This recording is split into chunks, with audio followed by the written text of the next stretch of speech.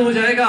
मेरे को तो चिंता उसके बाद की है, आजाद होने के बाद इस देश का क्या होगा, कैसे इसमें सत्ता आएगी, कैसे इसमें सरकार आएगी, किस प्रकार से देश चलाया जाएगा।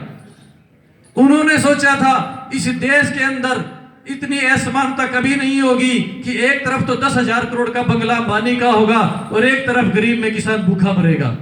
इस असमानता के बारे में शहीद भगत सिंह ने कभी नहीं सोचा था। क्या जरूरत है उसको 10,000 करोड़ के बंगले में रहने की? वो भी तो चार हैं, दो खुद हैं, दो उनके बच्चे हैं, सिर्फ 4 इंसान और 10,000 करोड़ का बंगला। क्या ये उन शहीदों का भारत है?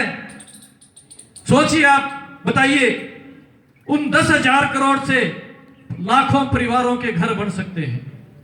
तो ये असमानता है। क्यों असमानता है? क्योंकि हम सो गए। हमने शहीदों के उन आदर्शों को नहीं अपनाया कि वो क्या सोचते थे कि देश कैसा हो। उन्होंने सोचा था देश ऐसा हो जिसमें हर भाई बराबर हो, हर भाई के पास बराबर संसाधन हो। ऐसा ना हो कि एक तरफ तो इंसान चोरी करने के लिए मजबूर हो जाए, उसके पास इतनी गरीबी हो कि वो अपनी गैरत की वजह से हाथ तो फैला नहीं सके भीख मांगने के लिए, किसी का छीनने के लिए मजबूर ना हो जाए। ये उन्हीं का कारण है कि इस देश के अंदर वो प्रशासनिक व्यवस्था, वो आदर्श लागू नहीं हुए, वो असमानताएं हो गई कि एक तरफ इतना गरीब हो गया, वो छीनने पर मजबूर है, उसको इस प्रकार से लूट लिया गया कि 10,000 करोड़ के बंगले खड़े हो गए।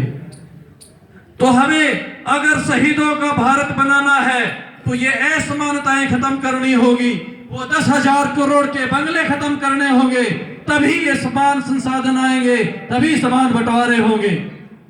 तो साथियों, वो तब होंगे जब आप अपनी अच्छी सरकारों को चुनेंगे। अब आप क्या करते हैं, एक शराब की बोतल में अपना वोट बेच देते हैं। एक 500 रुपए में अपनी आप जो सबसे कीमती चीज क्या होती है, आपकी राय।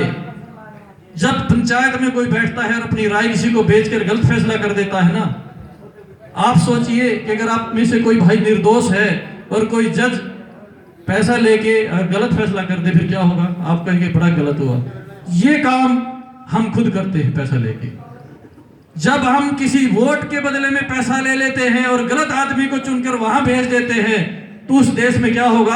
असमानताएं होगी, 10,000 करोड़ के बंगले ही बढ़ेंगे और किसान फांसी ही खाएगा।